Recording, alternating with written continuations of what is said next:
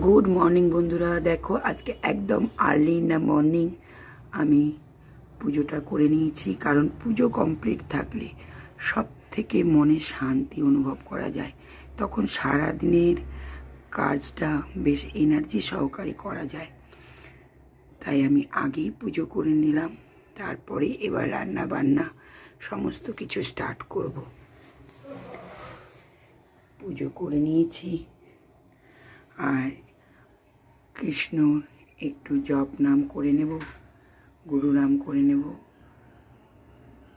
ওম কৃষ্ণায় বাসুদেবায় হরে পরমাত্মনে প্রণত ক্লেশনাশায় গোবিন্দায় নমো নমঃ। ওম কৃষ্ণায় বাসুদেবায় হরে পরমাত্মনে প্রণত ক্লেশনাশায় গোবিন্দায় নমো নমঃ। ওম কৃষ্ণায় বাসুদেবায় প্রণত হরে পরমাত্মনে প্রণত ক্লেশনাশায় গোবিন্দায় নমো নমঃ। ওম কৃষ্ণায় নমঃ, ওম কৃষ্ণায় নমঃ, ওম কৃষ্ণায় নমঃ। তাহলে আজকে এনার্জি সহকারে দিনটা শুরু করি।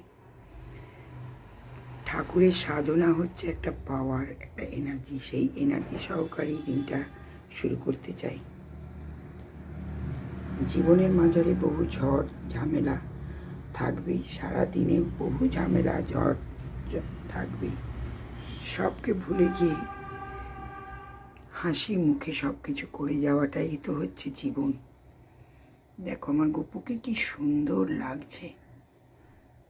তাহলে এখন এই পর্যন্তই, দেখা হচ্ছে পরবর্তী কোনো ব্লগে। টাটা বন্ধুরা।